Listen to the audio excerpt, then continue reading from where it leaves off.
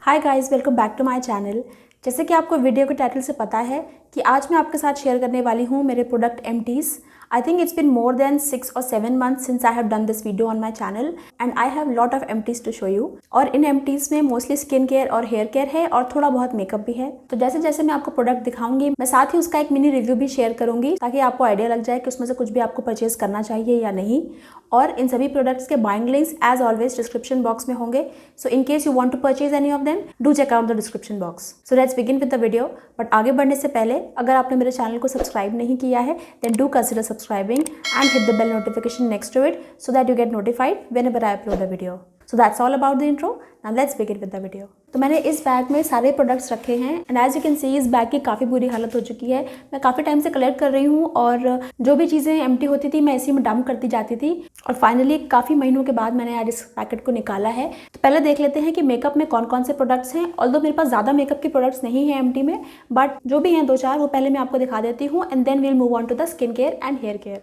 Makeup category में पहला empty है मेबेलिन का टोटल टेम्पटेशन मस्कारा और ये है इसकी outer packaging.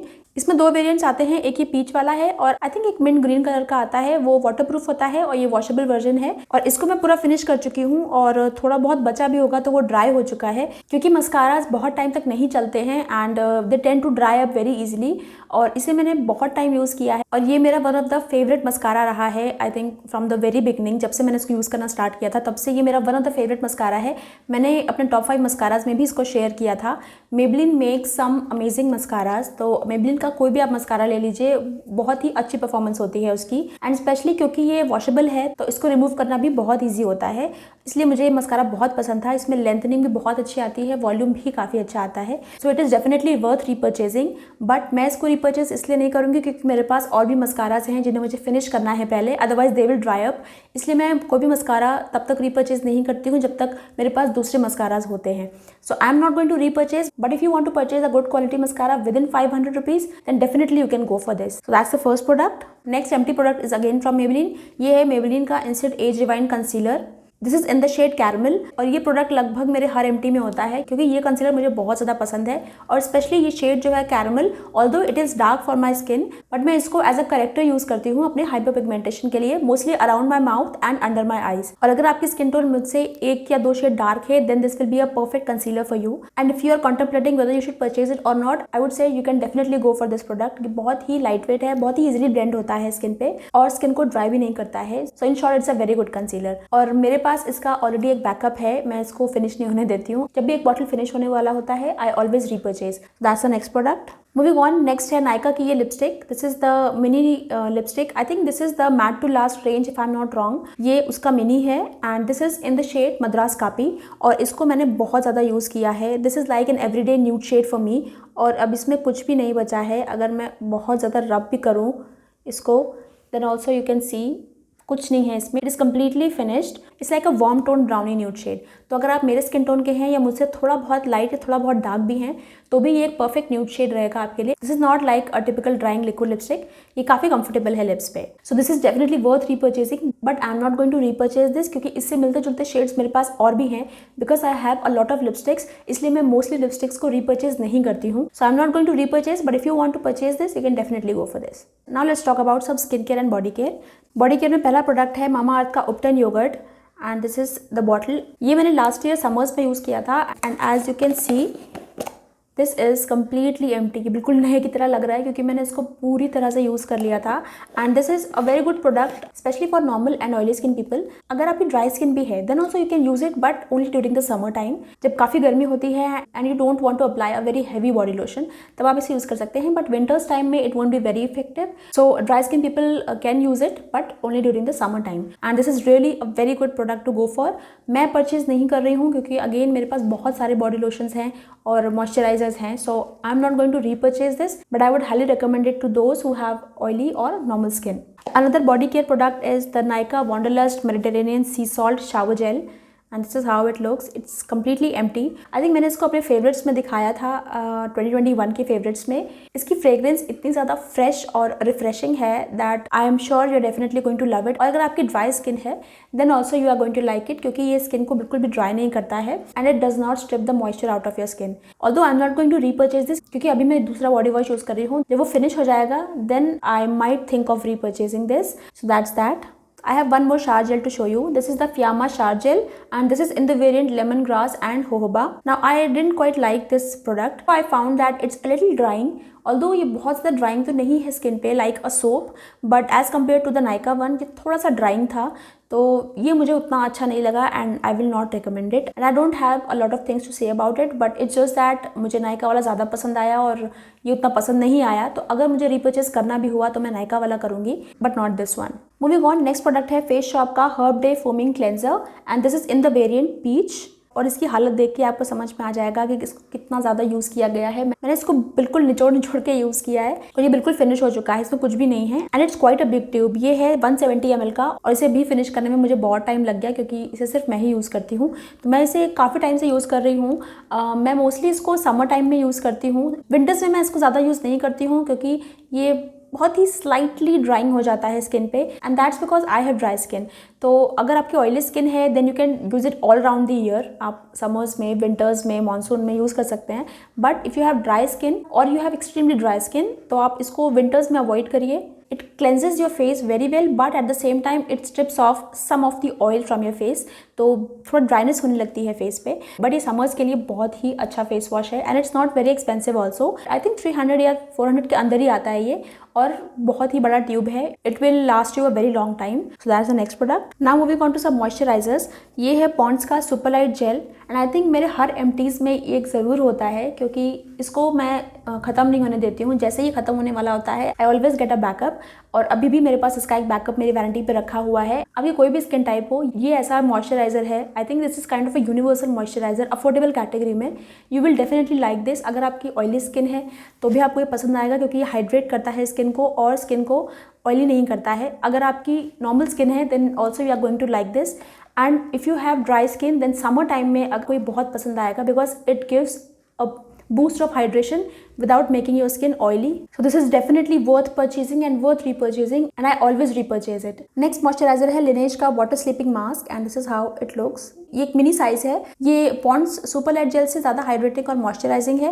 It does not make your skin oily whatsoever. तो ये नाइट टाइम के लिए बहुत ही अच्छा मॉइस्चराइजर है, क्योंकि ये क्रीम बेस्ड नहीं है इसलिए ये बिल्कुल भी चिपचिपा या ऑयली नहीं लगता है. और इसे मैं पूरे साल यूज़ कर सकती हूँ, बीट विंटर्स और समर्स और मानसून. ये बिल्कुल भी स्किन को ऑयली नहीं लगाता है and it also gives a boost of hydration to the skin. ये मुझे किसी किट में मिला था इसलिए ये मिनी साइज है. और इसको जब मैं अभी मनाली गई थी जहाँ बहुत ज़्यादा ठंड थी और मेरी स्किन बहुत ड्राई हो रही थी, so I use to apply this with another moisturiser जो मैं भी आपको दिखाऊंगी. तो मैं उन दो मॉइस्चराइजर्स का कॉम्बो लगाती थी and it work like magic.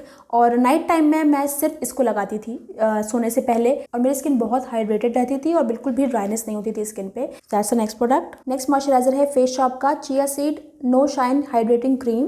And this is how it looks. ये भी मिनी है and this is also completely finish. पूरी तरह फिनिश हो चुकी है, इसमें कुछ भी नहीं बचा है. Now this was the second moisturiser that I used on my Manali trip along with the Laneige sleeping mask. और डे टाइम में मैं इन दोनों को लगाती थी अपने फेस पे बिफोर अप्लाइंग द सनस्क्रीन. पूरी जर्नी में मेरी स्किन बिल्कुल भी ड्राई नहीं हुई, मुझे कोई ड्राई पैचेस नहीं हुए. और बहुत ज़्यादा सर्दियाँ जहाँ होती हैं वहाँ पे इसको यूज़ किया जा सकता है. जैसे बैंगलोर में बहुत ज़्यादा ठंड नहीं होती है तो यहाँ के लिए मुझे ये थोड़ी सी हैवी लगेगी. बट नॉर्थ में जहाँ बहुत ज़्यादा ठंड होती है और बहुत ज़्यादा स्किन ड्राई भी होती है during the winter season, then this is the product to go for. अगर आपकी स्किन ड्राई है so this is definitely worth purchasing, but it is quite expensive. और ये मुझे किसी किट में मिली थी काफ़ी पहले और मैंने इसको ट्रैवलिंग के टाइम ही यूज़ किया है.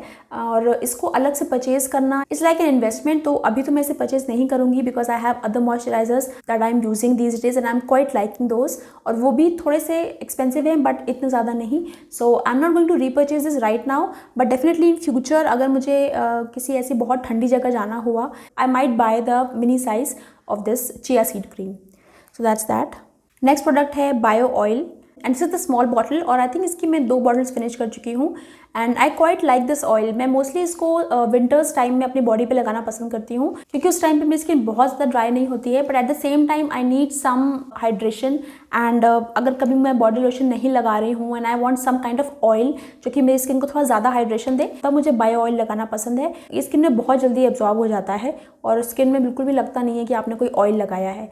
So I quite like it during the summer time. That's the next product. Next product है Laneige का lip sleeping mask, and this is how it looks. ये ट्रैवल साइज है और आई थिंक ये सिर्फ kit में अवेलेबल है। अलग से जो लिप स्लीपिंग मास्क मिलता है वो थोड़ा बड़ा मिलता है इससे। जो मिनी वाला है वो भी इससे थोड़ा सा बड़ा है। आई थिंक ये थोड़ा एक्सपेंसिव है, but it's worth every penny. अगर आपके ड्राई और चैप्ड लिप्स हैं then this is definitely going to work, और स्पेशली अगर आप नाइट में लगा के इसको सोते हैं then you will have the most soft and plump lips. तो मैं रात में तो इसको लगाती हूँ विदाउट फेल, और दिन में भी मैं इसी को लगाती हूँ। पहले मैं दूसरे लिप बाम्स लगाती थी जैसे निविया का और वैसलीन वगैरह, बट अब मैंने वो सब बंद कर दिया। मैं सिर्फ और सिर्फ इसी लिप बाम को यूज़ कर रही हूँ, और इसको भी मैं फिनिश नहीं होने देती हूँ। Just like my Pond's moisturiser, जैसे ही ये फिनिश होने वाला होता है मैं उसके पहले ही से रीपर्चेज कर लेती हूँ। So that's the next product. So that's all about skin care and body care. Now let's talk about some hair care.